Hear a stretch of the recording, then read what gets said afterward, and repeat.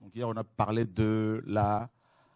du caractère. On a vu comment le Seigneur peut façonne ses enfants, façonne ces pierres que nous sommes. Et on a vu que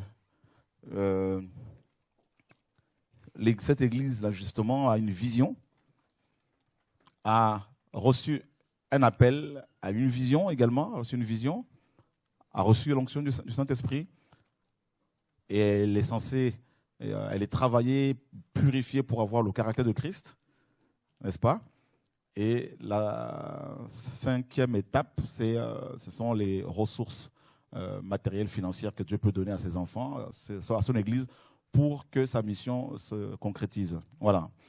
Et ce soir, on va parler, je ne sais pas encore, mais le Seigneur va nous guider. Nous prenons Matthieu chapitre 16, verset 18. Quand vous me voyez dans cet état-là, voilà. Quand ça vient, c'est bon. Que le sang soit béni. Matthieu chapitre 16, verset 18. Quelqu'un peut le lire pour nous? Quelqu'un qui a le micro? Mireille, si tu peux à chaque fois nous faire la lecture, ce serait bien.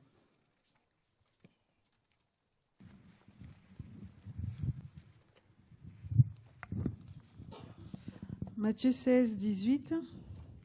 Et moi je te dis que tu es Pierre, et que sur ce roc je bâtirai mon église, et les portes de l'enfer ne prévaudront pas contre elle. Ok. Donc on a parlé de Pierre, Pétros, petit caillou.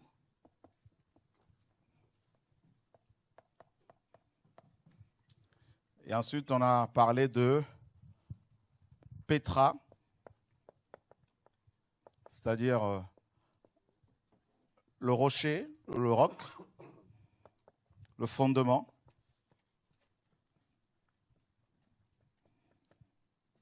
Yeshua, Jésus-Christ lui-même. Et je bâtirai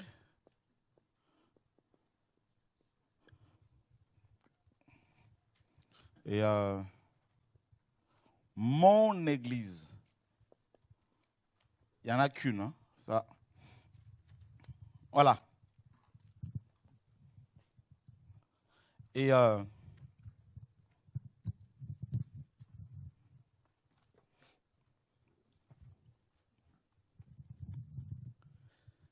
a vu que le mot église vient de quel mot grec? Ecclésia. Il y a E et K, donc le préfixe, qui signifie hors de. D'accord? Et ensuite, il y a le suffixe qui signifie appel, clésis ou clésia. Voilà. Donc l'église, c'est quoi? C'est juste une assemblée chez les Grecs. Hein, c'était une assemblée des citoyens convoqués dans la cité. Quelle cité? Athènes, précisément. Vous voyez?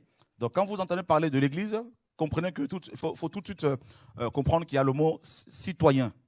Voilà. C'est important de le souligner. Donc, église égale assemblée de citoyens convoqués pour élire des lois, pour voter des lois, pour élire des dirigeants. Voilà, ça c'était chez les Grecs. Et Paul nous dit dans les Écritures que nous sommes citoyens des cieux, n'est-ce pas? Voilà. Donc, citoyen vient de quel mot? Cité. D'accord? Donc, cité vient de polis, du grec polis. Voilà. Polis. Et polis qui va donner plus tard politique. C'est-à-dire, la vraie politique, c'est c'est la gestion de la cité. Voilà. Et c'est important aussi de le souligner, la gestion de la cité. Ça, c'est le vrai sens de la politique, contrairement à la politique politicienne aujourd'hui où des gens nous font des belles promesses qu'ils ne peuvent jamais réaliser. Voilà. Ils nous font miroiter des choses et puis après, on découvre qu'en fait, ils sont tous des menteurs. Ils sont des menteurs. Voilà. Donc, l'Église du Seigneur est appelée à gérer les affaires du royaume. Voilà. Mais vous allez vous rendre compte que malheureusement, beaucoup de gens, il y a beaucoup d'églises qui sont des églises des hommes où des chrétiens n'ont pas, n'est-ce pas, ne sont pas enseignés correctement et ne connaissent même pas leur identité. leur mission, leur appel, leur vision, ce que Dieu attend d'eux. Et comme ces églises-là ne sont pas celles du Seigneur, ce sont les églises des hommes, donc ces chrétiens sont prisonniers de ces hommes. Prisonniers, pris au piège. Et hier, je suis parti voir une sœur à l'hôpital. J'étais poussé à lui rendre visite. J'arrive là-bas. Elle me dit, voilà, il y a une autre sœur qui est venue me voir, qui m'a dit, voilà, qui me pose la question, est-ce que le frère Choré est venu te rendre visite ou pas? La sœur lui dit, ben non. Ah, mais pourquoi? Pourtant, il te connaît bien, vous connaissez bien. La sœur lui dit, mais oui, mais voilà, quoi, il a aussi ses combats. Donc, vous voyez, quelqu'un qui vient au programme, qui était là d'ailleurs hier, et qui va semer des graines dans le cœur de quelqu'un qui est en faiblesse. Et puis, c'est grave, hein, les chrétiens. Hein. Donc, c'est pour ça que beaucoup de ceux qui viennent même dans nos programmes, là, même dans beaucoup, qui vont dans d'autres assemblées, ne sont pas de Dieu, ils ne font pas partie de l'Église du Seigneur. Au lieu de poser la question à cette sœur, est-ce que Jésus est venu te rendre visite? Vous voyez? Et heureusement que la sœur est bien enseignée. Elle lui dit, mais Jésus est mon berger. Voilà. Vous vous rendez compte?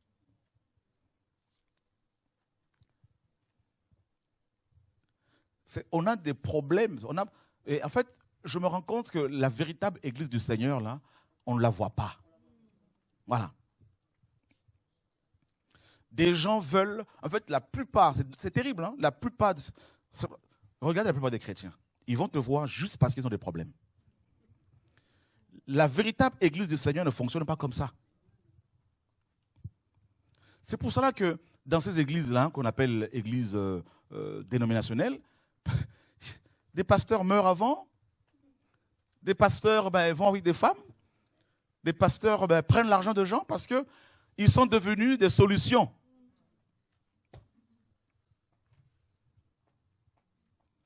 Quand on lit les Écritures, Dieu va prendre Paul et va le mettre en prison. Dans Acte 21, on nous dit que Paul était en prison, ils l'ont oublié pendant 2 ans. Pourquoi? Il y en a, ils vont dire, parce qu'il était persécuté. Mais Dieu est souverain, c'est Dieu qui contrôle tout. En fait, un jour, le Seigneur m'a fait comprendre, il m'a dit clairement, c'est moi qui le mettais comme ça en prison pour le protéger, pour le garder.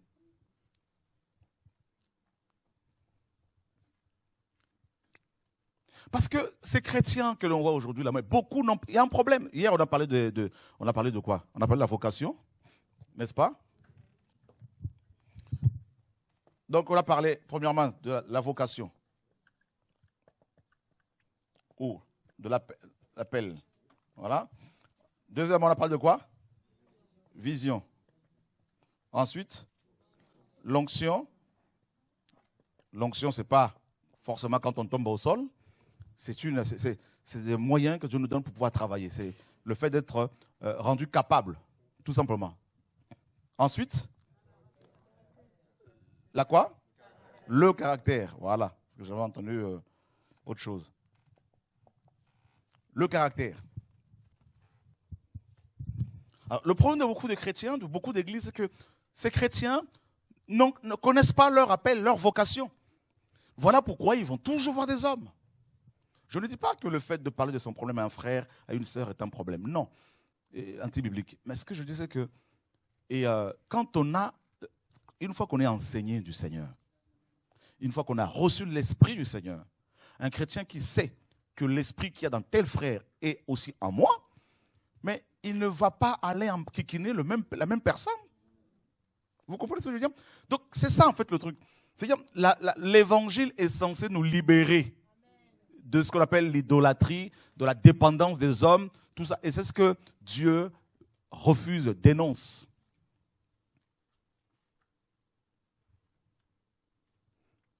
Et mais je vous assure, beaucoup ne veulent pas être libérés. Parce qu'ils ne connaissent pas la vocation de l'Église. L'Église de Yeshua a une vocation parce que le mot Église veut dire rassemblement des personnes appelées. Hors de quoi? Hors de la dépendance des hommes, vis-à-vis des hommes, hors de l'idolâtrie, hors du péché, hors de la cupidité, hors de l'orgueil. On sort en permanence et on grandit, on sort.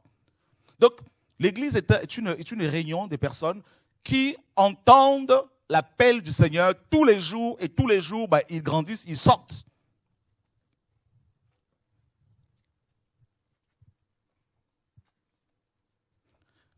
C'est pour ça qu'on parle de la vocation de l'église. L'appel de l'église. C'est pour cela que tous les chrétiens doivent comprendre les vrais, doivent comprendre qu'ils ont tous reçu un appel. Et cet appel, cette vocation, consiste d'abord dans l'adoration. Ça, c'est le plus grand appel, la plus grande vocation que chacun de nous a reçue. Alors, quand je vois des chrétiens qui te demandent, frère, dans quel service Dieu m'a appelé, dans quel ministère, je me dis, mais ils n'ont rien compris. L'adoration. Dieu cherche des adorateurs. Il ne cherche pas de prédicateurs. Voilà. Ça, c'est le plus grand appel. Et ensuite, cet appel consiste aussi dans la communion fraternelle des uns avec les autres. C'est-à-dire on se retrouve là pour se construire et non pour se détruire, pour s'épuiser. Là c'est un mal que l'on voit dans les assemblées, où des chrétiens sont devenus des consommateurs de frères, des gens qui vont pomper les frères. Et ça, ce n'est pas correct. En fait, vous allez voir que la relation que souvent la relation que les chrétiens ont les uns vis-à-vis des autres est une relation par intérêt. C'est tout. Et ça, c'est de l'égoïsme. C'est une relation égoïste. Je viens te voir juste parce que j'ai un besoin. Mais je ne vais pas te voir juste pour te dire, sois encouragé. Et c'est là le bas qui blesse. C'est là le problème de beaucoup de chrétiens. Et ça ronge l'église, ça détruit les églises, ça détruit les cœurs. Et ça glorifie les hommes.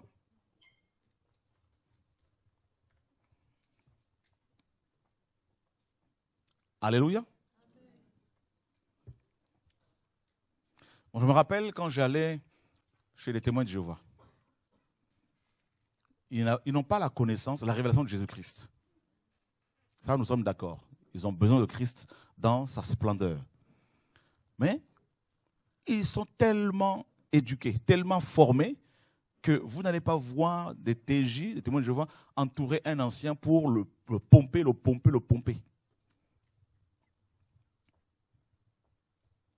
Et nous qui, soi-disant, avons l'esprit, nous avons des problèmes. Nous qui avons l'esprit de Dieu, on n'a pas compris notre appel, notre plus grand appel. C'est pour ça que vous avez des prédicateurs qui viennent de partout, qui s'appellent généraux, qui s'appellent des chrétiens qui courent à gauche à droite, parce que tu leur dis, mais vous cherchez quoi? Vous voulez quoi exactement? Qu'est-ce qu'un homme peut vous apporter que Dieu ne peut pas apporter? Voyez? Et ensuite, cet appel consiste dans l'évangélisation, c'est le témoignage auprès des gens du monde. C'est de ça qu'on va parler justement. Voilà. Et ensuite, comme on a vu, donc il y a la vision. C'est quoi la vision de l'Église? Quelle est la vision de l'Église selon Yeshua? Qu'est-ce que Dieu attend de l'Église? Et on va parler de ça aussi. La vision de l'Église, la vision est liée à l'appel. Donc la vision de l'Église, la vision première, c'est toujours l'adoration. L'Église doit avoir comme vision l'adoration de Dieu et non les idoles. L'Église doit avoir pour vision l'édification des uns des autres. Édifier, c'est construire. Édifier, ce n'est pas pomper. Non. C'est aussi apporter, partager. Et la vision, c'est aussi c'est aller dans le monde, pas rester entre nous. Vous savez, nous sommes une église, c'est une église congolaise. Alors, quand j'entends ça, non, c'est une église arabe. Vous voyez, je me dis, mais c'est quoi ça? Pourquoi ces prisons-là? C'est une église, je veux dire, malgache en France. Oh Seigneur, voilà où nous en sommes rendus.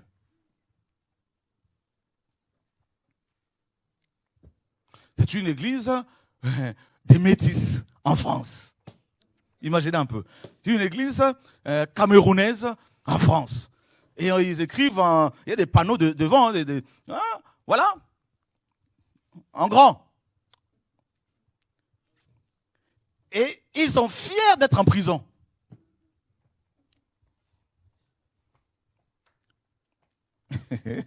C'est comme si vous allez dans la ville d'Éphèse.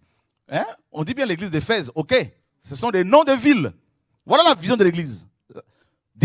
En fait, je vais prendre mon temps là. Il y a beaucoup d'informations qui me viennent comme ça.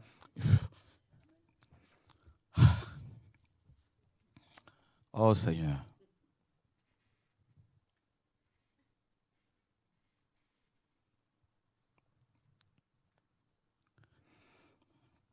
Ok.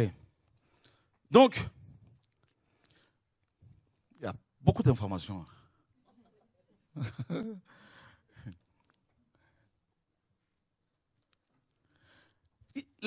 Une des conséquences de la croix, c'est la délivrance, c'est la liberté. Vous voyez? Mais malheureusement, la liberté par rapport au péché, par rapport aux démons, par rapport à la loi des hommes, par rapport au commandement d'hommes, et par rapport à toutes ces dénominations, vous voyez, toutes ces prisons. Et le Seigneur nous a libérés justement, il nous a libérés et il nous a donné un appel, une vision, l'onction, et il travaille notre caractère. Pourquoi? Parce que on va devoir affronter les gens du monde. On va devoir affronter toutes sortes de tentations, comme on en a parlé, comme on a vu hier. Maintenant, regardez bien. Il nous façonne. Il nous a façonnés. Il continue à nous façonner. Et il nous a envoyés dans le monde pour être des témoins. Mais malheureusement, nous-mêmes, nous préférons rester entre nous. Non, moi je suis de l'église la manne révélée. Vous savez, la délivrance commence au niveau de la pensée, du raisonnement. Ce sont des forteresses. Si on n'est pas libéré là-haut, on ne le sera pas physiquement, doctrinalement. Et comment voulez-vous être efficace dans le monde en tant que lumière du monde? Si cette lumière est cachée dans un boisseau, le maître l'a dit, on n'allume pas une lumière pour la mettre dans sous un boisseau, sous un lit, sous une table. Le boisseau, c'était une mesure, une unité de mesure. Et comme un vase, on va prendre un vase, on prend un vase, on enferme la lumière là-dedans. Et ces vases sont nos dénominations. Église congolaise, église camerounaise, église française, église ici, église... Mais regardez, vous allez dans la ville d'Éphèse. Vous n'allez pas trouver dans la ville d'Éphèse une église congolaise, une église arabe, une église française. Voyez? Vous allez trouver une seule église. Avec des sectes, bien sûr. Mais une seule église qui se réfère à la ville. Pourquoi? Parce que l'église, c'est Ecclésia. Ecclésia, c'est l'assemblée des citoyens. Citoyens cités. Donc, la vision de Dieu, quand il a planté l'église, c'est que cette église-là brille dans toutes les cités. Amen. Bon, ça va venir. Nous sommes dans le livre d'Apocalypse.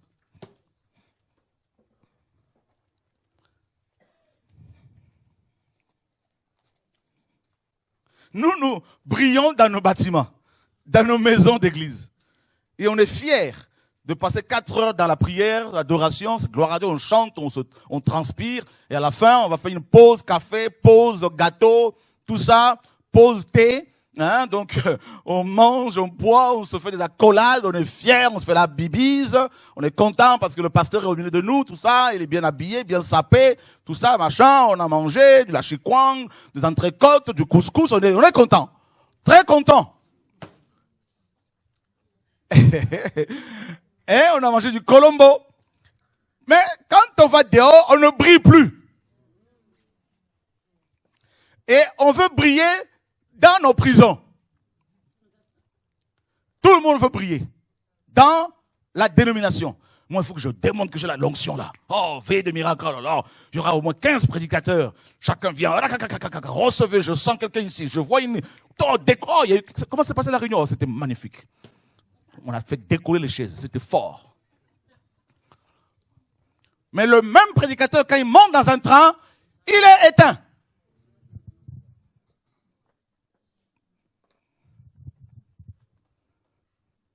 Donc, nos églises sont devenues des assemblées de démonstrateurs de dons, d'onction. Une assemblée d'acteurs, des comédiens.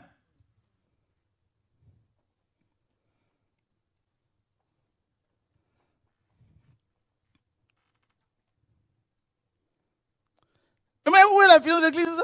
La vision, c'est quoi? C'est d'avoir la plus grande église de France. Non de toucher la France, mais d'avoir la plus grande église française. C'est quoi ta vision, pasteur? Moi, c'est d'avoir, on va construire le plus grand bâtiment de France. Hein. Ah ouais. Un jour, Dieu m'a dit, considère toute la terre comme un bâtiment rempli de personnes. Donc, ne cherche même plus à construire un bâtiment pour mettre des gens dedans. Vous êtes déjà dans un bâtiment qu'on appelle globe terrestre. Ça te suffit. Sois le prédicateur de ce bâtiment-là. Waouh! C'était comme une délivrance. C'était vraiment une vraie délivrance. Je lui ai dit, dis donc. Parce que Dieu veut faire plus, mais toi, tu le limites avec les bâtiments.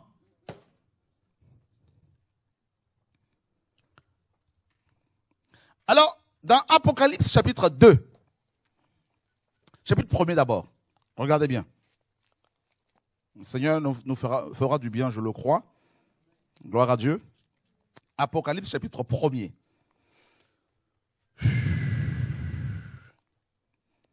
Verset 9. Moi, Jean, qui suis votre frère et qui participe à la tribulation, au règne et à la patience de Jésus-Christ, j'étais sur l'île appelée Patmos à cause de la parole de Dieu et du témoignage de Jésus-Christ. Je fus ravi en esprit au jour du Seigneur et j'entendis derrière moi une voix forte, comme le son d'une trompette, qui disait, je suis l'alpha et l'oméga, le premier et le dernier. Écris dans un livre ce que tu vois et envoie-le aux 7 églises qui sont en Asie. À Éphèse, à Smyrne, à Pergame, à Thyatire, à Sardes, à Philadelphie et à Laodicée. Vous voyez, non? Et regardez bien. Et le verset 12, alors je me retournai pour voir celui dont la voix m'avait parlé, et après m'être retourné, je vis 7 chandeliers d'or.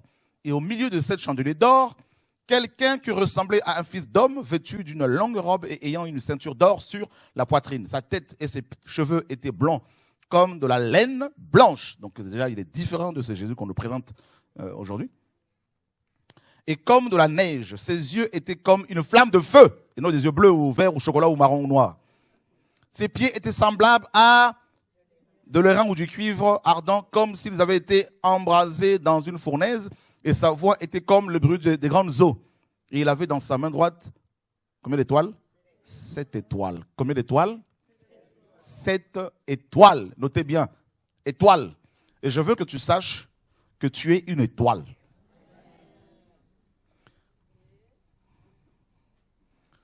Donc, on a pris l'étoile que tu es et on l'a enfermée dans une boîte.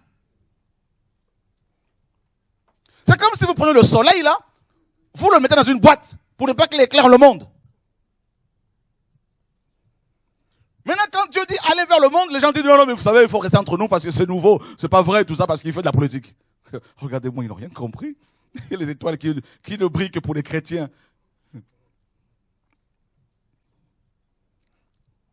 Vous allez me dire, mes frères, c'est que les messagers qui sont les étoiles. Attends, on va arriver. Dieu dit à Abraham, lève tes yeux, dans Genèse 15. Si tu peux compter les étoiles. Amen. Et il dit, telle sera ta. qui croit qu'il est de la postérité d'Abraham sur le plan spirituel. Donc tu es une étoile. Alléluia. Ça, c'est l'église. Parce que l'église est céleste. La Sion céleste. Et il lui dit, regarde, compte le sable de la mer. Tel sera ta... Ça, c'est Israël physique. Vous avez compris, non? Donc, il ne faut plus te laisser enfermer, toi qui es une étoile.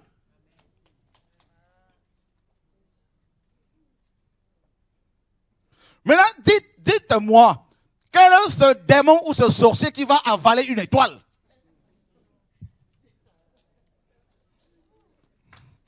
On acclame Jésus.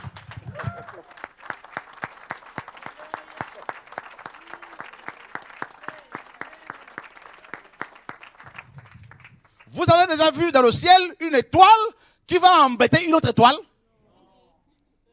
S'il te plaît, j'ai des problèmes. Arrêtez un peu là. On a des problèmes.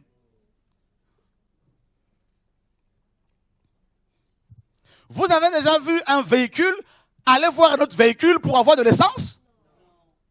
Pour avoir de l'essence, où est-ce qu'il faut aller? On va où? À la pompe, à la station-service. Dans toutes les aux stations-service. Mais c'est ce qu'il faut faire. Dieu est la plus grande station-service. Si tu veux te ressourcer, te remplir là, va le voir. Je peux t'imposer les mains et les pieds, tu n'auras pas de l'onction. C'est Dieu qui... Ouais. On vous a trop menti là.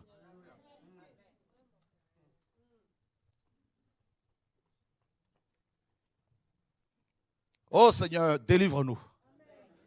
Que cet évangile soit diffusé massivement. Jésus avait les 7 étoiles où? Il les tenait où? Il tient le monde entier dans... Maintenant, dites-moi, tu es une étoile. Donc, il y a le feu. L'étoile, c'est le feu. Et dans la main de Dieu. Alors, pourquoi allez-vous voir les bishops et les prophètes là pour qu'ils prient pour vous, parce que vous êtes combattus? Prions les uns pour les autres. Mais ne va pas spécialement chercher un apôtre pour avoir une prière apostolique. C'est que tu n'as rien compris. Nous sommes non seulement des étoiles, notre identité. Ensuite, nous sommes dans la main de Dieu, notre position.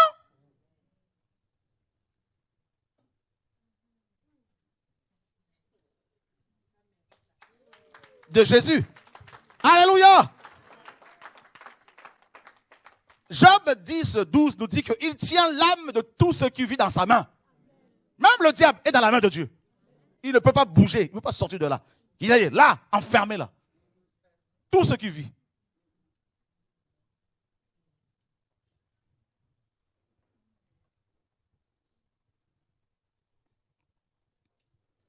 Oh Seigneur.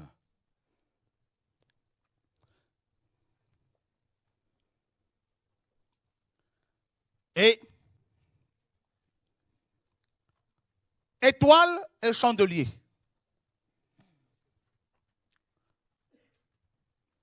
On nous parle de 7 chandeliers. Donc, l'église de Yeshua, dans son entièreté, toutes les églises de toutes les générations, depuis la naissance de l'église, jusqu'au retour du Mashiach. Toutes ces églises-là représentent, comme la parole le dit, les 7 chandeliers. Les chandeliers représentent toutes ces églises-là. Donc, l'église avec un grand E. Alors, mes amis, écoutez. On parle des villes. Ce n'est pas en vain si Dieu nomme ces villes. Pourquoi? Parce que l'église, je me répète, est l'assemblée des citoyens convoqués dans la cité, convoqués à Athènes, la cité d'Athènes, la cité grecque, pour s'occuper des affaires de la cité. Donc l'église est établie, non pour faire de la politique politicienne, non, pas du tout. Tu es établi dans ta ville pour être la lumière de cette ville-là. Donc si toi, tu fais des kilomètres pour aller à l'assemblée locale sans te préoccuper de ta ville sur le plan spirituel, c'est que tu n'as pas compris ta mission.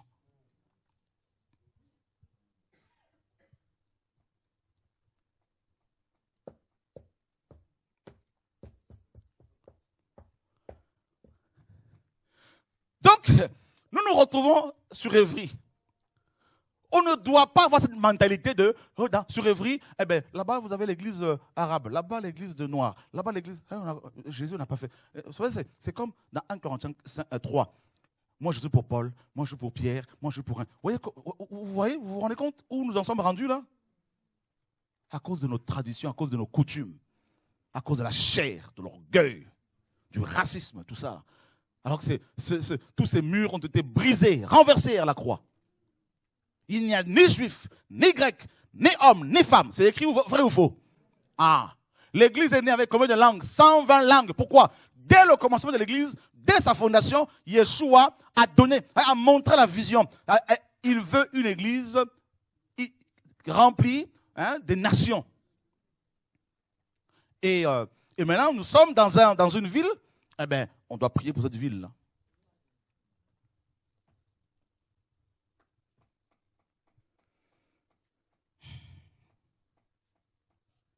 Briller. Mais vous allez voir des chrétiens dans la ville, là, quand ils sont dehors, là, ils fraudent dans les trains, certains. Ils parlent mal aux autorités. Hier, j'ai reçu un frère qui vend des véhicules. Il me dit, son patron qui est français a beaucoup de véhicules. Il a un parc, un grand parc automobile. Et ce frère lui prêche l'évangile. Et cet homme, son patron, lui dit, écoute, moi, ça ne m'intéresse pas, je suis athée parce qu'il y a beaucoup de chrétiens qui viennent me voir pour acheter des véhicules. Je les vois dans les caméras, ils me volent des moteurs. Et en même temps, ils te parlent de Jésus.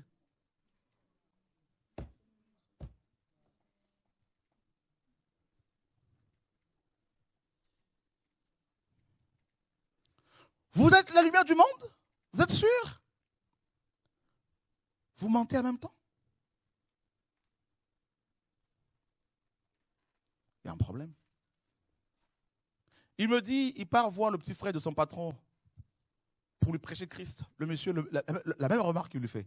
Il dit, mais j'ai des chrétiens que j'ai embauchés, ils viennent en retard tout le temps. Quel témoignage? Je suis désolé. Hein. Là, on a un problème. Hein.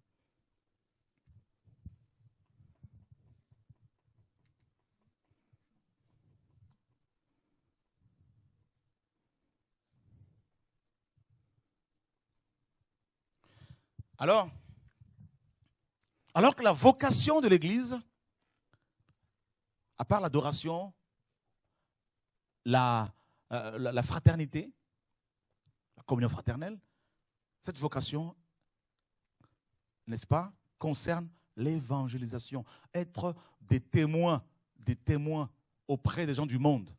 Et c'est pour cela que Yeshua a dit, vous êtes la lumière du monde. On a vu, hein, cosmos, un arrangement habile et harmonieux d'un ordre. Et le monde est rempli, hein, il y a plusieurs ordres dans le monde. Hein. L'ordre des médecins, hein, l'ordre des templiers, l'ordre de maçons, des rosicruciens. Nous, en tant qu'Église, nous avons la mission d'apporter la lumière dans tous ces ordres-là. De briller. Il y en a qui vont accepter l'évangile, d'autres non. Mais c'est de briller. Mais quand ces gens qui font partie de tous ces ordres, l'ordre de médecins, tout ça, d'avocats, se rendent compte que ceux qui se disent chrétiens sont menteurs, sont cupides, sont voleurs, ne sont pas respectueux, ne sont pas ponctuels, comment voulez-vous qu'ils soient touchés? Donc ils ont un problème de caractère. Et ensuite, Cosmos fait allusion à toutes les institutions, les constitutions, je veux dire, d'abord, comme la Constitution française. Et j'en parlais la dernière fois, hier, je ne sais pas, la dernière fois, je disais, regardez les pays européens. La plupart de ces pays ont été influencés par l'Évangile. Et vous allez voir que leur constitution, dedans, vous avez quand même des notions de l'Évangile, hein, de la parole de Dieu. Quand on parle de la couverture sociale en France, c'est dans la Bible tout ça. Dieu a dit dans les Écritures qu'il faut s'occuper des étrangers, s'occuper des pauvres, s'occuper des orphelins, des veuves. Voyez? Pourtant, quand vous parlez à beaucoup, quand vous leur parlez de Christ, la plupart ils vont vous dire qu'ils sont athées. Enfin, certains. Voyez? Mais pourtant, leur constitution, notre constitution française, est quand même influencée par l'Évangile. C'est terrible. Mais si vous allez dans les pays, dans d'autres pays, là, où il y a où il y a des églises tous les 300 mètres. Côte d'Ivoire, Gabon, dans d'autres pays où il y a d'autres religions, hein, je ne sais pas, vous allez voir des mosquées partout, tout ça, enfin bref, ou les églises. Regardez bien. Ils vont te parler de l'amour de Dieu. Ils vont te parler de Dieu. Ils vont faire des veillées nuit et jour. Ils vont crier dans les haut-parleurs, venez prier, c'est l'heure de la prière. Mais les orphelins, on en fait quoi? Les veuves, on en fait quoi? Quand tu es malade et que tu vas dans un hôpital pour te soigner, si tu n'as pas l'argent, la question qui te pose, as-tu l'argent? As-tu de quoi payer? Mais ici, ceux qui se disent athées, ceux qui se disent incroyants, ceux qui se disent même satanistes, ils vont d'abord te soigner. Donc, quand je réfléchissais, Dieu me disait la dernière fois, eh ben, tu vois mon fils, c'est parce que ces pays, malgré le fait que Dieu est rejeté, mais il y a eu des réformateurs qui ont travaillé. Calvin, Luther, Guillaume Farel. Et qui, par leur message, ont su apporter la lumière dans tous ces ordres-là. Au point où des constitutions ont été modifiées pour venir en aide aux pauvres. Parce que ce sera la charité chrétienne. Waouh, je dis, Seigneur, mais c'est terrible, mais nous, on n'a rien compris. Et il m'a amené encore plus loin. Il dit, regarde, Luther, pendant 12 siècles, la vérité était cachée dans un boisseau. Quand Jérôme a traduit la Bible en 405, en latin, c'était un érudit. Cette Bible était interdite aux prêtres, au peuple, aux paysans. Et au XVIe siècle, Martin Luther, prêtre, se retrouve dans une bibliothèque, tombe sur une Bible, il ouvre comme ça, il tombe sur Romains 1, 17. Le juste vivra par la foi. À l'époque, il y avait les indulgences. Ça y est, il fallait payer pour être sauvé. Et à cause de cette doctrine anti-biblique, anti-Christ, l'Église catholique s'est beaucoup enrichie. Dépouillant les pauvres, des paysans. Et Martin Luther développe 95 vérités, 95 thèses qu'il affiche sur, n'est-ce pas, la porte d'une chapelle à Gutenberg. Et les paysans qui n'avaient pas de Bible passaient par là, lisaient. Et parmi ces thèses, il y a justement le salut par la foi. Le salut par la foi. Qu'on n'a plus besoin de passer par un prêtre pour aller vers Dieu. Que nous sommes tous prêtres. C'était un tsunami spirituel. L'Europe était secouée, à tel point que des princes, des hommes politiques allemands ont pris position pour la vérité. Ils étaient touchés par le message prêché par Luther. Luther, en sa génération, était une lampe qui brillait dans les ténèbres. Au milieu d'une génération, n'est-ce pas, perverse ou tordue et pervertie, déformée, détournée. Et des princes ont protesté contre l'Église catholique. Et si vous allez en Allemagne, vous allez voir dans leur constitution, Dieu y est. Il y a la notion de Dieu. Aider les pauvres. Aider les étrangers. C'est pour ça que vous allez voir des femmes, même si on sait que beaucoup sont aussi dans leur comportement antichrist, mais ils vont ouvrir grandement leurs bras pour accueillir autant d'étrangers. Leur donner de logement, hein, quelque chose par mois, un peu d'argent, tout ça, de poche, les nourrir. Mais regardez, soi-disant, dans les pays africains, là, où les gens prient sans cesse, ou des pays asiatiques, ou des pays, je ne sais pas, regardez bien, on a un problème. Je ne dis pas qu'ici, il n'y a pas de problème. Mais ce que je veux dire, c'est que ceux qui nous ont précédés, là, parmi les réformateurs, ont apporté la lumière. Ont brillé. Ils ont aussi commis les erreurs. C'était les hommes. Mais ils ont brillé. Jean Calvin, français d'origine, va se retrouver en Suisse, à Genève précisément, prêche l'évangile. Au point où toute la vie de Genève était secouée par l'évangile. Il a commis des erreurs comme tout homme. Mais dans la constitution suisse, Dieu y est. Malheureusement, ça change aujourd'hui. Au point même sur leur drapeau, vous avez une croix. On sait que c'est religieux, mais ils ont été impactés. On a des problèmes. Allons voir dans nos pays, là. Vous allez en Côte d'Ivoire, ça crie du matin au soir, Jésus, Jésus, Jésus. Regardez le comportement de nos autorités, qui sont parfois entourés par des pasteurs. Les orphelins, on en fait quoi? Les veuves, on en fait quoi? Nous avons des enfants qui dorment dehors. Vous allez à Kinshasa, au Congo, Kinshasa, la même chose. Plein d'églises, mais qui sont complètement ténébreuses. Ça collabore avec des pasteurs, avec des dictateurs qui tuent le peuple. Et aucun de ces pasteurs n'ose se lever pour dénoncer, parce qu'ils sont corrompus. Oui, ils ne brillent pas. Vous allez à Brazza, la même chose, au Gabon, la même chose. Vous allez à Tunisie, la même chose. Je suis allé plusieurs fois. Vous voyez, bien sûr, il y a des pays où les chrétiens sont persécutés, mais quand même. Et vous allez aux États-Unis, et il y a quand même des réformateurs qui ont travaillé. Même si on sait que c'est Babylone aussi, comme partout, mais il y a quand même la notion de Dieu. Même si on sait que ce Dieu, parfois, est associé à l'Antichrist, à Satan, mais néanmoins, malheureusement, ça change. Dans leurs écoles, il fut un temps où on enseignait la Bible. Dans les écoles. Vous voyez? Dans les hôtels, vous allez trouver des Bibles à Gédéon, hein, des testaments de Yeshua, avec les évangiles, les 4 évangiles. Vous voyez l'influence, on n'y pense pas, hein? On n'y pense pas. Et nous avons des gens qui viennent et qui se présentent comme des bishops, des grands prophètes, des nations, tout ça, machin, qui sont habillés comme des grands princes et qui n'arrivent même pas à influencer positivement les autorités qui vont dans leurs assemblées. Ce sont des impudiques, des adultères, des menteurs, des violeurs de femmes, tout ça, des kidnappeurs d'enfants, tout ça, et, hein, des égoïstes qui s'enrichissent, qui ne construisent aucun orphelinat pour le peuple. Vous avez des femmes qui sont enceintes, qui accouchent dans certaines maternités dans ce pays, et parce qu'elles n'ont pas l'argent, elles sont gardées prisonnières, parfois pendant 5-6 ans, n'est-ce pas? Et les enfants ont 6 ans là-dedans.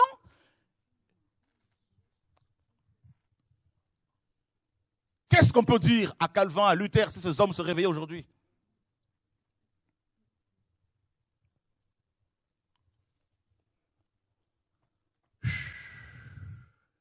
C'est pour cela, je vous dis, ces églises-là vous conduisent en enfer. Ces églises qui s'affichent sur Facebook avec des photos des pasteurs, des bishops, avec leurs femmes, tout ça, là, qui se glorifient, tout ça, là. L'enfer!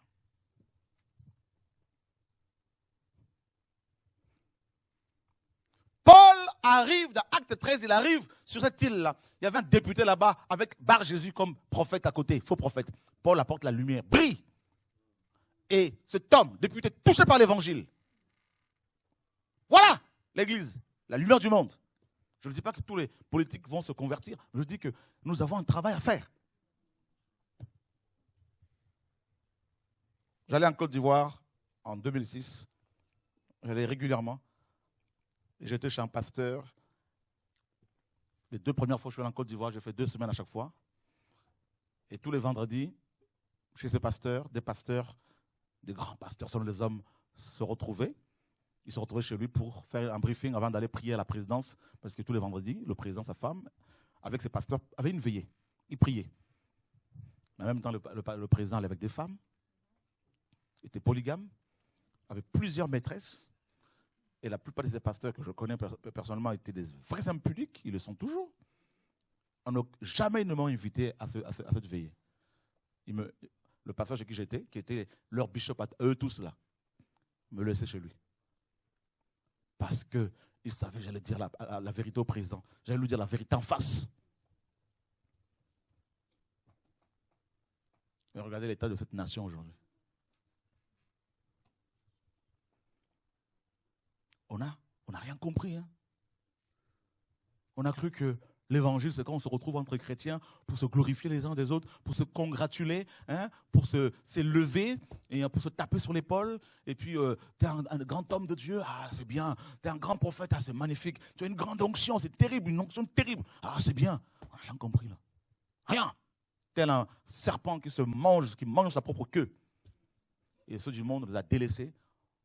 On courbe les chines devant ces hommes riches, ces politiques, ces généraux, ces colonels. On ne peut pas leur dire la vérité parce que c'est eux qui financent vos églises, tout ça là, qui vous financent, tout ça là. Et l'heure est grave.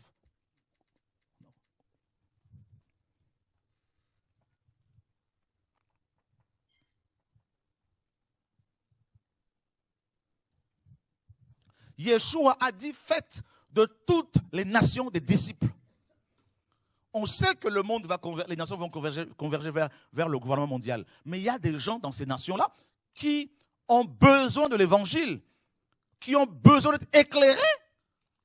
On se moque des Européens qui ne veulent pas soi-disant du Seigneur, alors que beaucoup cherchent le Seigneur, beaucoup sont sincères. Ils sont plus sincères que nos pasteurs africains, asiatiques ou de l'Amérique latine, hein, ou des îles. Ils sont plus honnêtes parce qu'ils s'occupent plus des pauvres. Quand ils deviennent riches, ils vont faire des fondations pour aider les pauvres. Même si on n'est pas sauvé par les œuvres, mais au moins, beaucoup viennent en aide aux nécessiteux. Contrairement à nos pasteurs, à nos chrétiens qui sont égoïstes et qui vont amasser pour eux. Combien d'églises de réveil que vous connaissez en Afrique, en Asie, en Amérique latine, en Argentine, ici et là? Combien d'églises en Asie que vous connaissez qui construisent des orphelinats? Qui ont construit? Combien? Parmi vos bishops là, combien? Des maisons pour des veuves. Des écoles pour éduquer les enfants gratuitement. Ou moyennant une petite somme là, école normale, pour payer les professeurs. Combien? Non. Ils veulent amasser. Ils vont vous parler de leur jet privé. Ils sont plus orgueilleux que ceux qui construisent ces jets. Parce que ceux que les fabriquent là, ils ne veulent même pas être vus.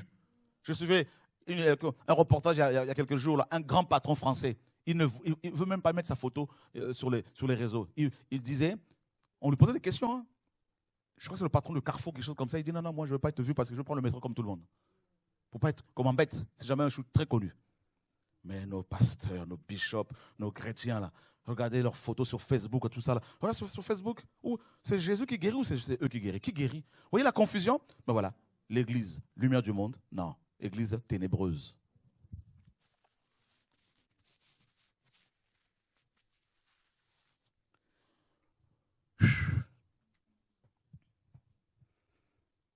Cosmos signifie aussi gouvernement.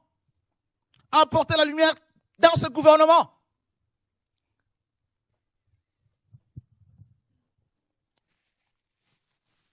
Je dis, hein, frère, hein, on a des problèmes sérieux. Hein. Quand le Seigneur m'enseigne toutes ces choses-là, parfois je suis là, je me dis, Seigneur, mais j'en ai marre.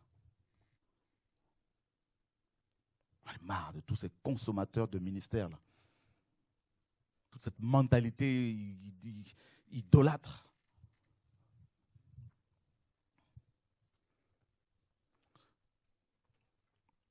C'est cette mentalité qui veut que les chrétiens cherchent les églises. Alors qu'il n'y a aucun verset qui dit à quelqu'un de chercher une église. Cherchez premièrement le royaume des cieux et sa justice.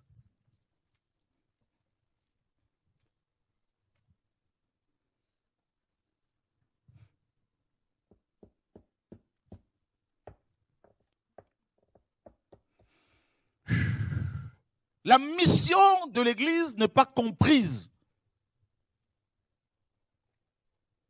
La vocation de l'église n'est pas comprise par beaucoup. La vision de l'église n'est pas comprise. L'onction de l'église a pour but de briser les jougs. Or, ceux et celles qui portent plus de jougs sont les gens du monde. Et des chrétiens veulent à chaque fois qu'on leur impose les mains, qu'on leur impose, mais jusqu'à quand? Jusqu'à quand? Jusqu'à quand?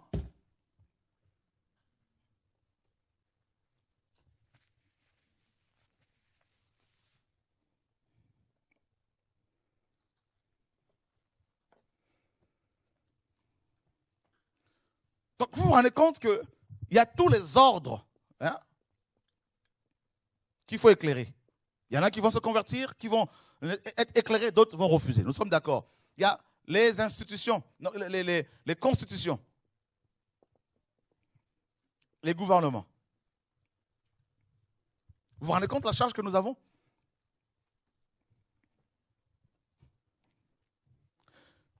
Joseph a apporté la lumière au sein du gouvernement égyptien. Daniel a apporté la lumière au sein du gouvernement babylonien. Shadrach, Abednego, Meshach ont apporté la lumière au sein du gouvernement babylonien, au point de changer l'ordre du roi. Le roi même le dit.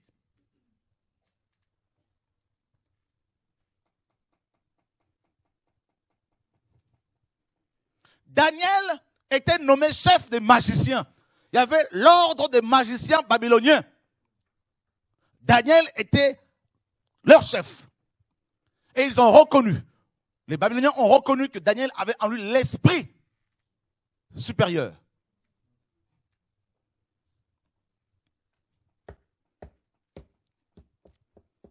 Quand vous lisez Acte 13, on nous dit parmi les gens qui étaient dans l'assemblée, il y avait aussi Susa, femme de l'intendant d'Hérode.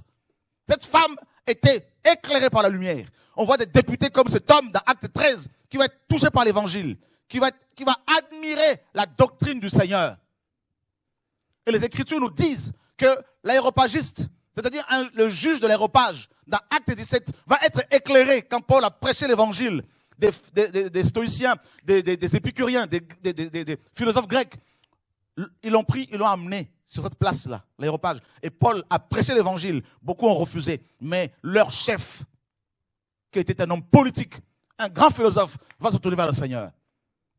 Des chefs de synagogue étaient éclairés par la lumière. Parce qu'ils allaient, ces chrétiens, de ville en ville, de place publique en place publique. Ils se retrouvent parfois dans les maisons pour partager la parole, mais c'est comme les maisons étaient comme des lieux d'entraînement pour aller affronter les gens du monde, pour aller éclairer ceux du monde. Voilà notre mission, éclairer. Il y en a qui vont être éclairés, qui vont accepter la lumière, d'autres vont la refuser. Voyez? Mais très peu éclairent, très peu. Nous sommes dans Philippiens chapitre 2, le verset 15.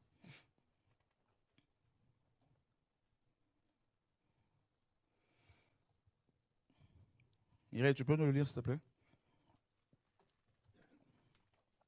Philippiens chapitre 2, verset 15. Afin que vous soyez sans reproche et purs, des enfants de Dieu irrépréhensibles au milieu de la génération corrompue et pervers, parmi laquelle vous brillez comme des luminaires dans le monde qui porte au-devant de la parole de la vie. Paul n'a fait que reprendre la parole du Seigneur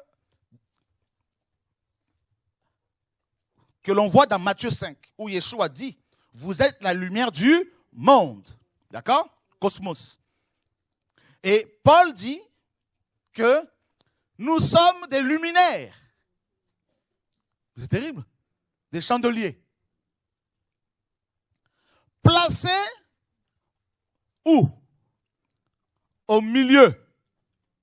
Ça, c'est terrible. Au milieu d'une génération. Génération ici veut dire aussi famille. Ceux qui sont issus d'une même famille, d'un même père. Donc Adam. Nous sommes placés parmi les descendants d'Adam, qu'ils soient noirs, jaunes, arabes, tout ça, métis, tout, peu importe. Et Dieu nous prend, nous, des luminaires, et nous a placés au milieu de ces personnes-là.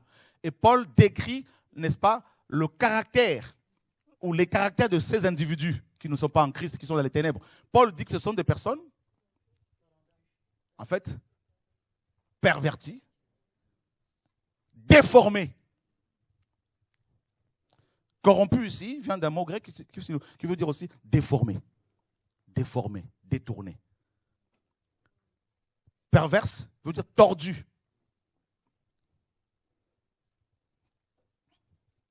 Donc Dieu te prend, il te met au milieu des gens qui sont tordus, déformés, pervertis.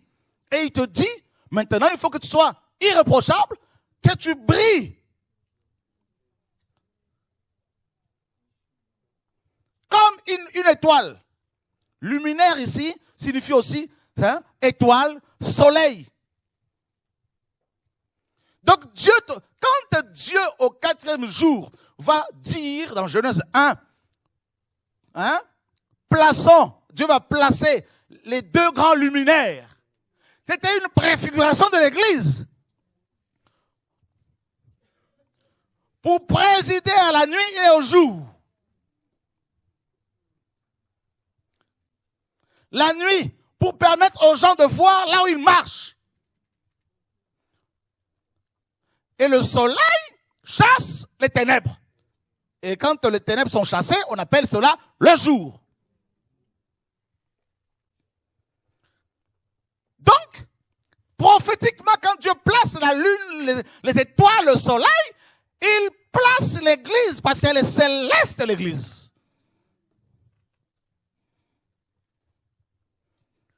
Et tu dois briller de la lumière de Christ pour que les gens du monde aient la connaissance de ce qui est bon ou mauvais. Et ceux qui vont être éclairés, il y en a parmi ceux qui vont être éclairés, il y en a qui vont accepter de se repentir, d'autres vont s'endurcir. Voilà. Mais toi, tu dois continuer à briller.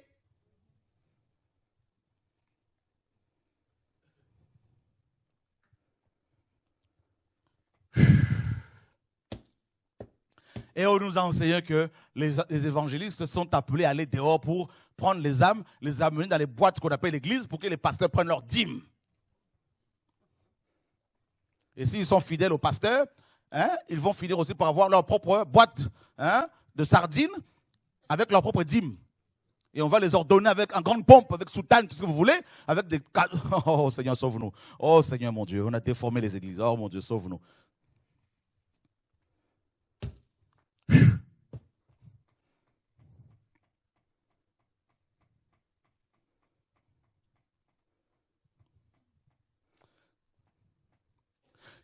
Jésus, notre maître, quand il est né, la Bible dit que les mages ont suivi son étoile.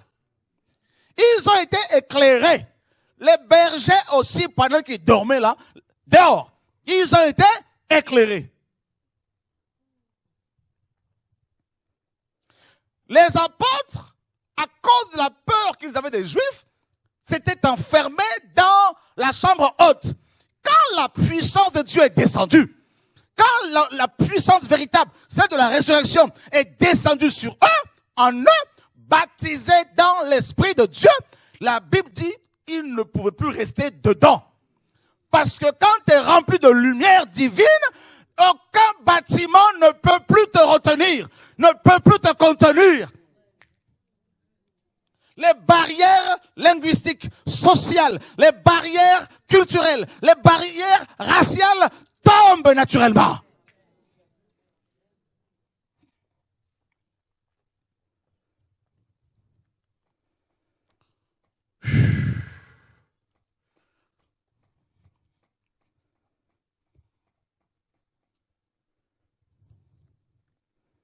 Oh Seigneur.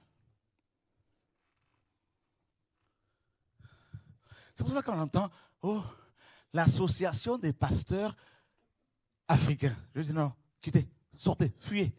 L'association des pasteurs français, fuyez. L'association des pasteurs arabes.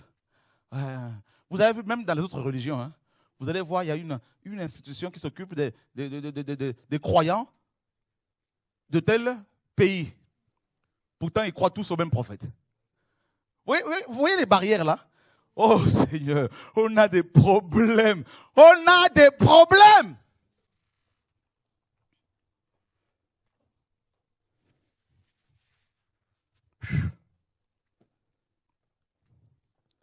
Briller.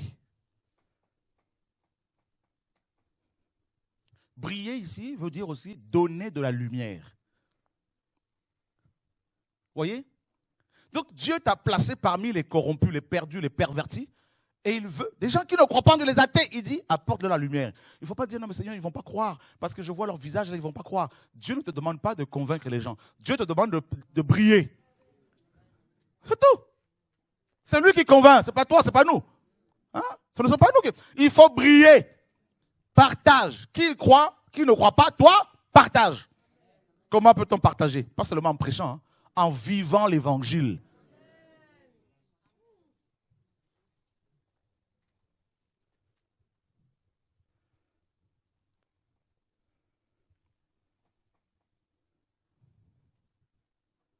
C'est pour ça qu'il parle des églises d'Éphèse. Il t'a placé à Éphèse, il dit, ben, à Éphèse là-bas, eh ben, vous avez, regardez, oh Seigneur, sauve-nous. Dieu prend Paul. Voilà, Paul, regardez, le mot génération ici, hein, dans Philippiens 2 là-bas, signifie aussi âge. L'âge, dispensation. Vous voyez, non? Donc, il y a plusieurs, on a parlé des âges, hein, un jour lors de l'enseignement ici. Alors, imaginez Dieu maintenant dans notre âge là, comme Noé, en son âge, en son temps, était la lumière. Mais Dieu t'a placé comme ça. Et Dieu prend Paul, en son temps, il le place comme un luminaire. Et il lui dit, va à Éphèse. Paul arrive à Éphèse. On nous dit que Dieu faisait des miracles extraordinaires par les mains de Paul. D'accord? Et la Bible dit que, on va dire de Paul, ces hommes qui ont bouleversé.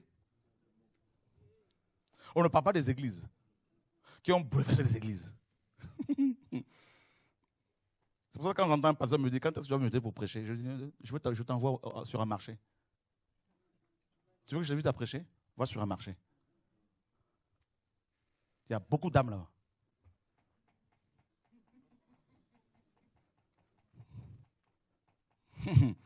Seigneur, sauve-nous.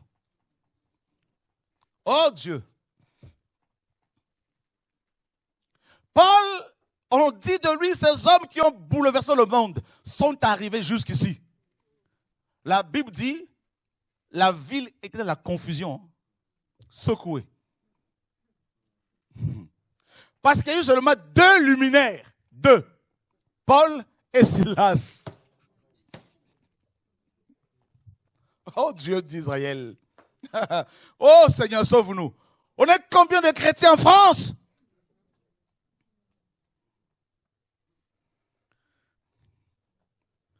Combien de chrétiens dans un petit pays comme la Guadeloupe? Alors ils sont dans leur boîte. Tous les dimanches, ils sont bien habillés. Alléluia, amen, alléluia.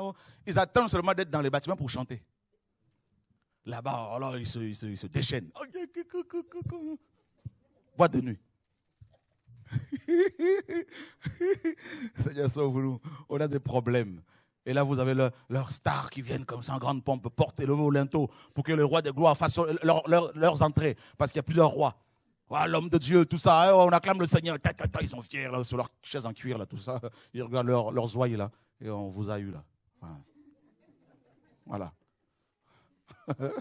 Seigneur, sauve-nous. Et vous avez vu toute cette division dans ces boîtes de nuit. Hein? Ah oui, il y en a, ils regardent, bon, celui-là, là, j'attends de lui faire un coup d'état, là.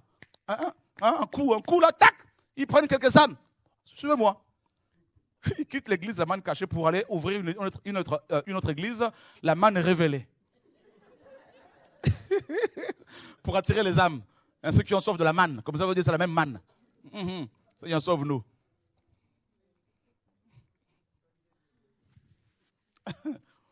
Oh mon Dieu.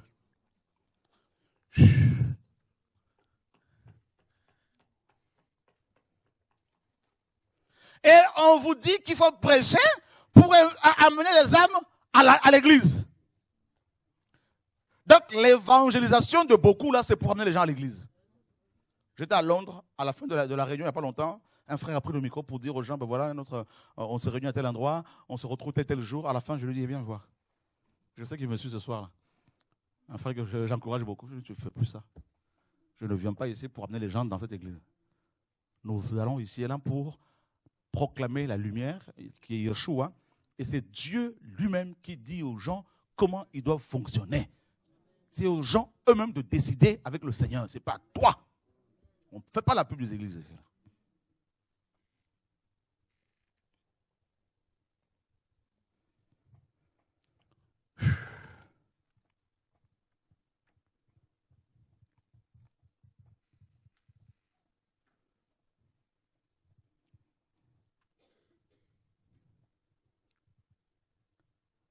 Si on compare nos églises d'aujourd'hui à celles de Calvin, Luther, alors qu'eux, à l'époque, ils étaient beaucoup plus persécutés que nous.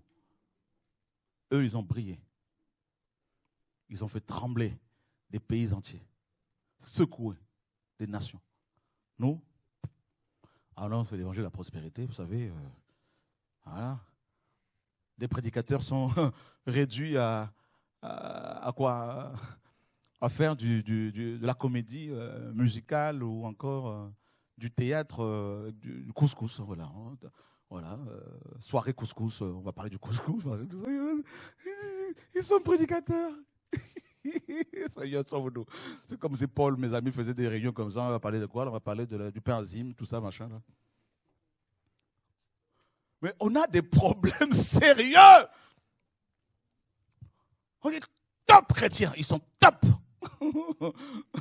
Seigneur, sauve-nous. Enseigne-moi un point, machin. Mais quand on apporte la parole, non, on n'envoie pas de cet enseignement-là. Les 150 prières pour être guéri. Les 10 clés de ton miracle.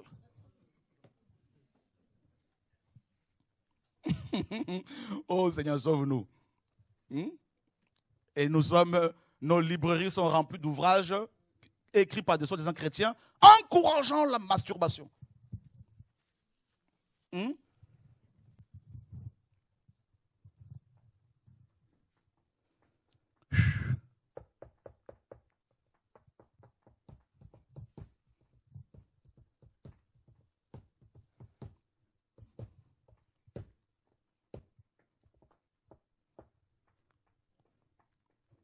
Oh Seigneur.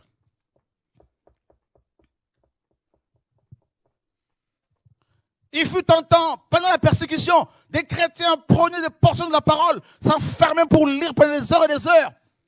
Ils n'avaient pas d'électricité. Ils prenaient leur bougie parfois, des lampes, de vieilles lampes, pour se mettre dans un coin ténébreux comme ça et lire des portions de la parole. Et nous, on a l'électricité, on a Internet, on a plus de 500 versions de la Bible. On a toutes sortes de dictionnaires. Hein? On fait quoi? On ne prie plus. On ne prie plus. Et quand Dieu dit bouger, il y en a qui disent non, il ne faut pas bouger, justement. Oh non, ce n'est pas biblique, il faut rester là, vous savez. Je ne parle pas de cette marche-là qu'on a dénoncé, qu'on dénonce, où c'était devenu du carnaval. Nous, on sort pour aller dénoncer le mal. Briller. Tu dois briller au sein de ton entreprise. Briller à l'école, briller dans ton foyer, briller dans les transports en commun, briller partout où tu es, briller par ton attitude, ton comportement. Il y a des chrétiens que je connais, quand ils me disent « Demain, j'arrive, frère, on va arriver à 10h », je peux déjà dire à tout le monde « On ne sera pas là, il ne sera pas là ». J'en connais, il y en a plein. 10h, il ne sera pas là. Mais il y a des païens que je connais. Quand ils disent 10h, ils sont là à 9h55.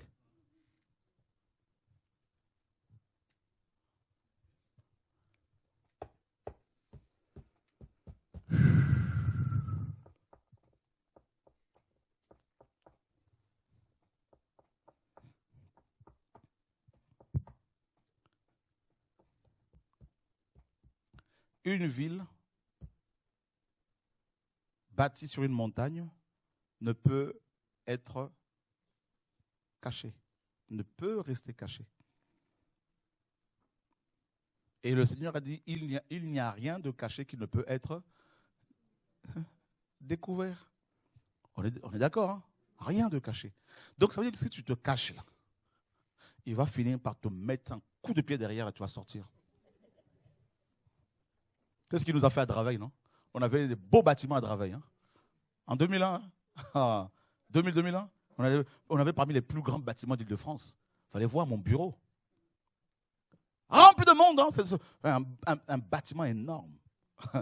On n'avait pas compris. Quand le maire de la ville a commencé à nous faire la guerre, il voulait à tout prix nous mettre dehors. Pourtant, ces locaux ne lui appartenaient pas à la ville. On payait 4 750 € par mois. On a eu 6 procès. On était bien dans ces locaux. On se faisait du bien. Ah, il y avait l'onction, Une belle chorale. Oh, ça. Plusieurs prédicateurs de feu. Dieu dit, si je laisse là-dedans, ils vont tous mourir. C'est comme dans Actes, hein, il a dit quoi? Vous recevrez la puissance du Saint-Esprit survenant sur vous et vous serez mes témoins. Vous allez rester entre vous comme ça. Dans la Jérusalem, la Judée, la Samarie et donc c'est une église qui bouge, une église qui marche, pas assis sur son canapé comme ça. Vous savez, regardez frères et sœurs, regardez-là.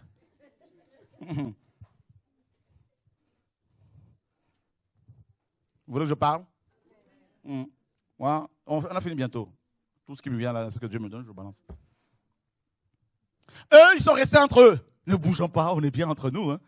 Hein? On mange bien, on fait des agapes, tout ça. C'est magnifique ça. Vous savez, ces églises là où tous les dimanches, il faut s'empiffrer bien comme toutes sortes de gâteaux. Hein? Chacun amène ses biscuits, machin, tout ça. Là, les gens sortent de là, lourds.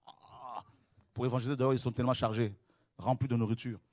Je ne dis pas qu'il ne faut pas manger, mais quand même. Le Seigneur, qu'est-ce qu'il a fait? Il dit, si je le laisse entre eux là, ils vont se manger. Allez, Étienne, rentre à la maison. Il a été lapidé. Et la parole dit, tous, excepté les 12, se sont dispersés. Ils sont allés jusqu'en Grèce, partout, avec l'évangile. Il fallait voir le réveil. Philippe va dans la Samarie. Dieu l'utilise puissamment. Et à un moment donné, après ce réveil, Philippe va s'asseoir. Dieu n'a pas demandé. Quand vous asseyez là, c'est pour quelque temps, pour se ressourcer. Et un ange va le voir. Lève-toi. C'est pour ça qu'avec ce message-là, Dieu dit, lève-toi. Sors. Va sur le chemin là-bas, là, du désert là-bas, qui va jusqu'à Gaza. Et là, il y avait un homme qui était dans sa charrette, dans son char là, et qui lisait le prophète, mais il ne comprenait pas. Il dit, approche-toi, monte. Voyez? Cet homme a été baptisé, vrai ou faux? Est-ce que Philippe lui a dit, suis-moi, je veux te former? Viens à l'église. On va te faire une cure d'âme. On va curer ton âme. Comment tu as vécu ta vie? Avec qui tu es sorti? Tu as eu combien de femmes? Tout ça là. Vous voulez creuser comme ça là. Pourquoi? Hein? Il n'a pas dit paye ta dîme, tu seras béni. Hein? Il a baptisé. Dieu a pris Philippe. Viens. Le gars a continué son chemin. Vrai ou faux? Mais nous là, on ne veut pas continuer notre chemin. Nous on veut, non, il faut. Non, mais le frère, il est où là? L'apôtre, il est où là? Non, mais lui aussi, il ne visite personne. Mais tous les jours, le Saint-Esprit te visite. Seigneur, sauve-nous. On a fini bientôt. On a presque fini. C'est terrible. Jésus allait de lieu en lieu. Nous suivons quelqu'un qui était plus dehors que dans les bâtiments. Vrai ou faux? On lui parle du temple. Il dit, regardez-moi tout ça. Il dit, il ne restera pas ici pierre sur pierre. Nous suivons quelqu'un qui a démoli les bâtiments. J'aime Jésus, mes amis. Je veux de ce Jésus-là un révolutionnaire. Je dirais le révolutionnaire. Alléluia. Jesus Christ.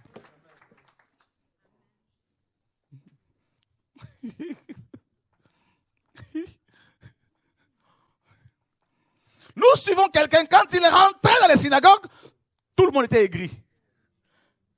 Les chefs graissaient les dents. Alors qu'ils ne faisaient que lire la Torah. Sans développer encore. Et les démons se disaient, qu'est-il entre nous et toi? Tu es venu ici pour nous perdre. Les démons sont à l'aise dans nos églises. Les démons sont joyeux, ils sont contents, ils sont fiers. Ils sont au chaud.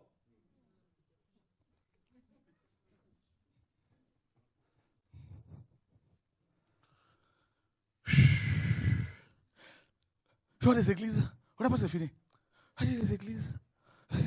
Oh Seigneur, je regarde. Oh Seigneur, on a des problèmes, mon Dieu. Qu'est-ce qu'on va faire, Seigneur? Oh, je n'en peux plus. Oh Seigneur, c'est trop. Oh, c'est. Dieu me dit, il faut parler. Il y a 3 jours, je dormais comme ça. Le Seigneur, je vous ai dit, hein, il m'a dit, je t'ai tapé pour crier, pour parler de la vérité. Là, les informations. Là.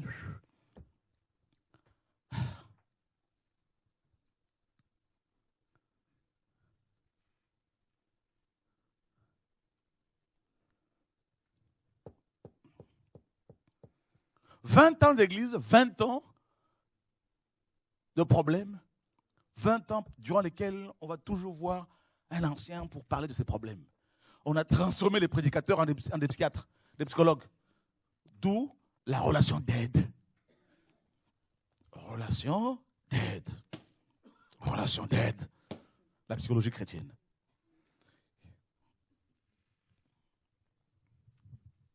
Jésus a dit, venez à moi, venez à moi, venez à moi. Il n'a pas dit, allez là-bas, venez à moi. Au pied du maître. Et je vous donnerai du repos. Du repos. La lumière. La lumière. Dieu m'envoie de plus en plus pour aller voir des autorités. Je vous dis. Je vous dis la dernière fois, j'ai prié pour le ministre des Affaires étrangères d'un pays. J'ai tenu ses mains comme ça. Il n'y a pas longtemps. Prière! Il est chaud. Il a dit à sa copine, toute la nuit, il n'a pas dormi, il a chauffé. Il a transpiré. Il a dit, mais je vois une femme autour de toi. Là. Une métisse. C'est quoi cette affaire-là? Il a souri. Je lui ai dit, il faut arrêter la publicité. Il a dit, mais il n'est pas comme les autres pasteurs, celui-là. Là.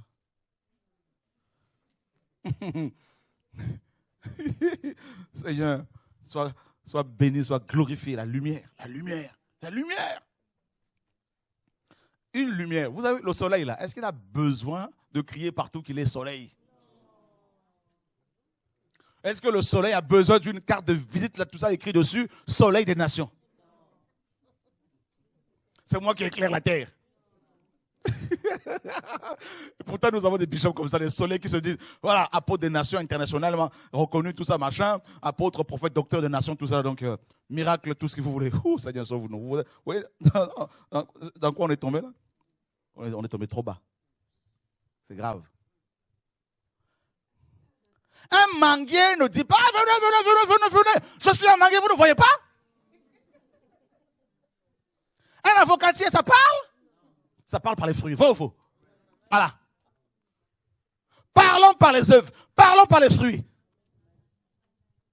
Église de la manne cachée. Quand tu vas là-bas, il n'y a pas la manne.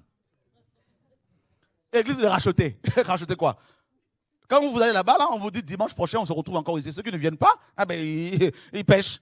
Si tu rates un dimanche, tu reçois un coup de fil. Sœur Louise, oui, on ne t'a pas vu dimanche.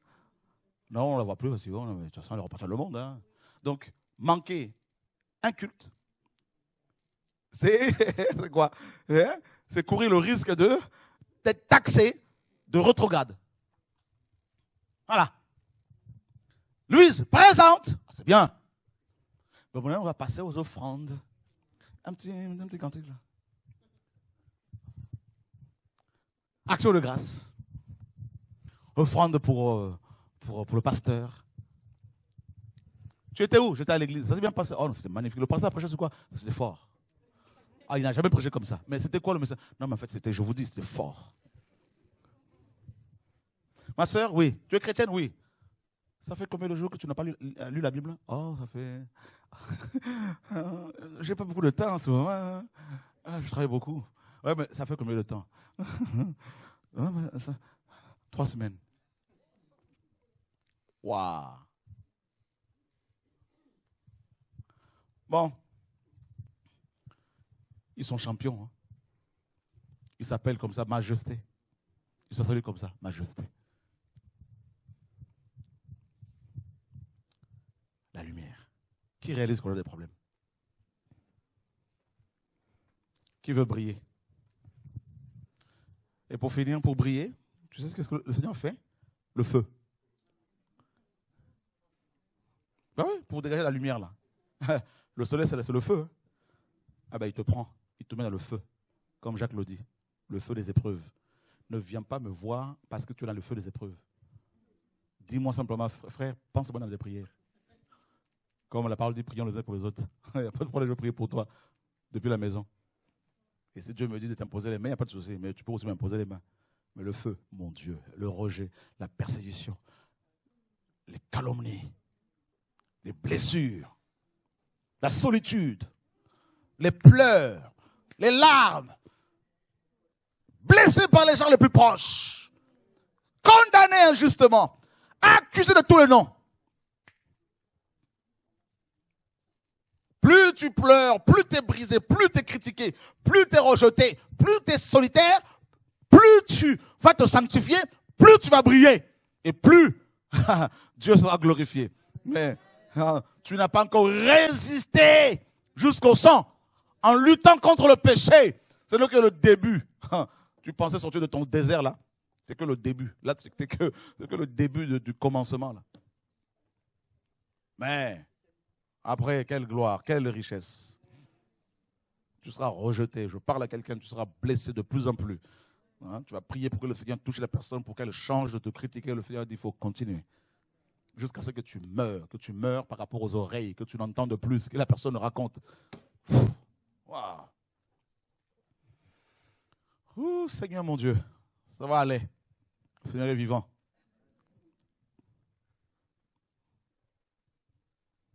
Il y aura des nouvelles qui vont te faire peur. Des nouvelles qui vont te faire trembler. Toi qui crains le Seigneur et tu entends la voix, cette voix méchante de l'ennemi qui te dit, cette voix qui te dit, ouais, mais Dieu t'a abandonné. Hein. Il ne te voit plus, il ne te connaît pas, il ne te reconnaît plus. Là, c'est fini, c'est la mort, c'est la fin. Regarde les autres, ils avancent. Toi, depuis ta conversion, là, regarde, qu'est-ce qu'il fait pour toi, ton Dieu, là? Rien. Dans le monde, tu avais tout ce qu'il fallait, tu avais tout.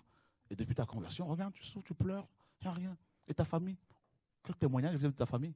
Hein? Seigneur, touche, agis pour que ma famille se convertisse. Dieu dit, je sais, hein, je veux les toucher, mais autrement. Mais toi, tu passes par le feu. Voilà. Tu es comme de l'or, comme ce diamant-là, la pierre précieuse, là, tout ça.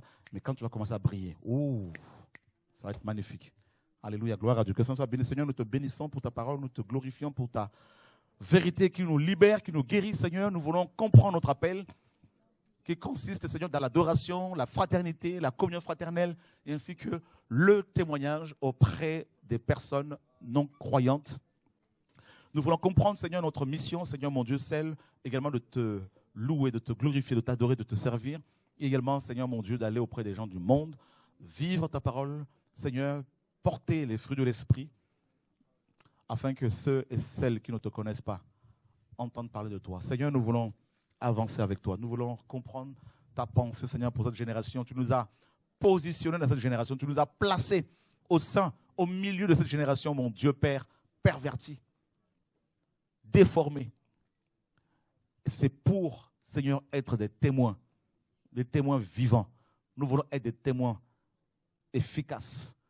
Des témoins efficaces pour ton royaume, Seigneur mon Dieu. Nous voulons être des serviteurs et des servantes, Seigneur mon Dieu, de ton royaume. Nous voulons être des membres de ton royaume et partout où ton royaume arrive, Seigneur, des chaînes peuvent se briser.